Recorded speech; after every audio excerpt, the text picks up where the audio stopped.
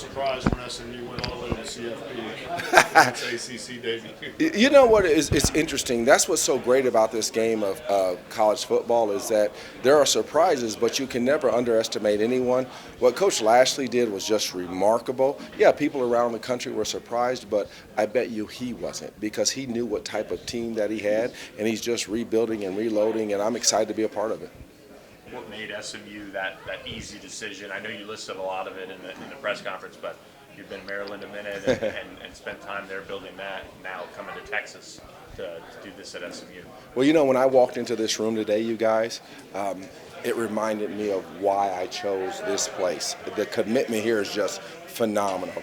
When you have a desire to do what has been done here in that short period of time, to say, let's go become a member of a power conference, and we're willing to do the things necessary to get there, that shows to me there's such a strong commitment, but the unity, and it's a unified group, and this is a great institution.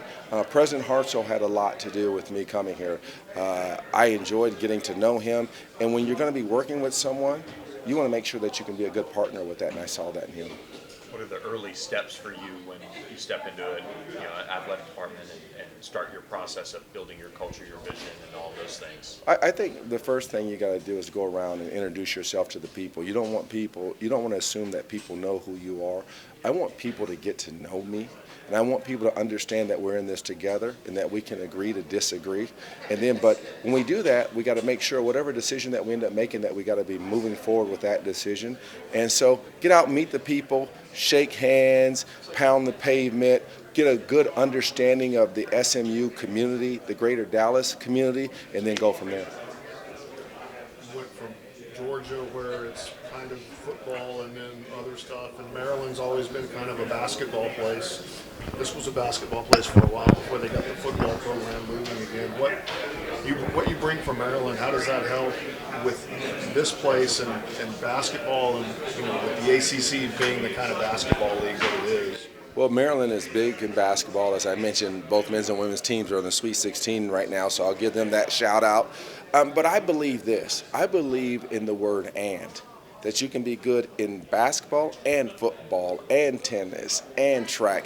I don't believe in or, that you can have one or the other. So my goal and my drive has always been, we're all in this. All of us together, we are better together than we are apart. So football is extremely important. Basketball is extremely important, and we're going to make sure that we uplift both of those, as well as all of our women's sports and all of our other Olympic sports. Mentioned starting with the student athletes and their experience. Of course, you want to win and do all of those things. How do you balance, putting all those pieces in place while having to chase the bigger, fish or big game hunting, which is whatever is next in the future of college athletics? I'm always going to keep student athletes at the forefront of what we do. I'm standing before you because I'm a former student athlete, and that was an avenue for me to get an education. And in fact, the ability to earn 2 degrees is significant. So I know the earning power of a degree over a lifetime, and I got to make sure that we instill that in the young men and women who come through our programs. So that's got to be top of mind. But again, you can do both. You can have great academics and great athletics. And you do good in this arena, that's going to carry over onto the fields of play, the court, the pitch, or what have you. So if you let the student athlete know that you care about them, you guys, and that you want what's best for them in the long term, then I think we can accomplish all of our goals. You talked about the next round of change coming up in conferences and about the importance of TV in that too. And with a school that's a smaller school, right, enrollment-wise and alumni-wise, how do you build that to get that TV audience that's needed next? Well, I've always believed that SMU has had a brand, and this brand is only going to continue to grow. It's not the size, that old saying, it's not the size of the dog in the fight, but it's the size of the fight in the dog. This institution has that fight and that wherewithal to take it to the next level. And I'm going to keep repeating this, you guys. You don't go out and get someone like Jay Hartzell just on a whim. You have to be intentional in your approach. You don't go out and get Andy Enfield on a whim. It's intentional. And when they were looking for an athletic director, I can see that intention in them. So it's not always the size. This is a great size for a school. There's schools that have 40, 50, 60,000 students. That doesn't mean they're going to be better. It's going to be how you set your strategy, how you work with your local community, how you leverage it. And if we do that, the sky's the limit for us. How have you seen NIL and the transfer portal change college athletics? It's interesting. It really all conflated each other. I call it free agency. You know, we started the NIL, and then all of a sudden transfer portal, and we created that free agent market. And a lot of people would look at those changes and their challenges. They're upset. They want to complain. I'm not that guy. All right, if that's our new environment, what I'm going to do is make sure that we adjust and adapt in a manner that's going to position us for success.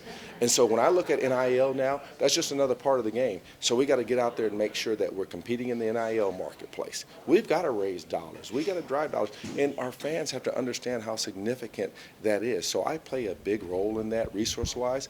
But the way you go about doing that, too, is you've got to build relationships with key partners in the communities, like local companies, corporations, businesses, because they can help us out, including our donor base. So very important. It's going to be something top of mind, and I'm going to make sure that we're highly competitive in that area. 5 years ago, this job had the same appeal? You know, it's interesting. 5 years ago, I was just in my second year at the University of Maryland as far as being athletic director. I would have probably been sitting there at that time saying I need to do some things here before I move on.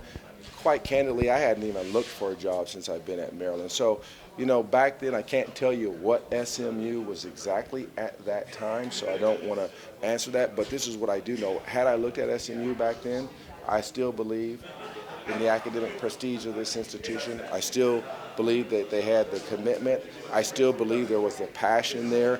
And I think this is a sleeping giant. What impresses you about what Rick did to help build what they have now? You know, it's interesting. You know, first and foremost, I want to give a shout out to Rick, as I did in my remarks. I got a chance to visit with him at the CFP, and I was talking about how was the experience. Rick, you have to give the gentleman credit. We got Rhett Lashley here, who took this team to the CFP. You got to take a look at the facilities. You got to take a look at the structure that he established around here to get us to where we are today. And my job is to build upon that structure. So he's left this program in good hands, in my opinion. I already told him I want to meet with him the first week I get here so I can kind of lean on him and say, tell me a little bit about this and that. But I think he's done a wonderful job for SMU. You mentioned the CFP.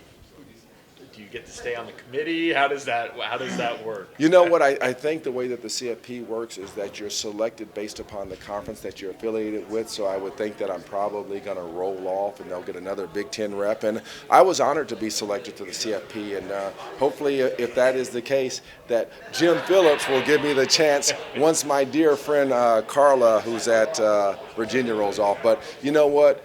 I love the CFP. I love SMU more. Did you vote for SMU to get in? You know what? I didn't have a vote. I wasn't on at that time. Oh, okay. I'm just rolling on. Just so, rolling. yes, but I would have voted for him. Anything else? Your relationship with Coach Enfield, I know you don't maybe want to get into it, but what impresses you about him? And Coach Enfield was on my list when we were looking for a All coach. right, cool. There So, you go. Yeah. that says it all. And when I saw what he did there, but let's not forget Dunk City, guys. Yeah. Dunk City back in the day at FGCU, and he put them on the map. And but it's interesting to see what he did at USC.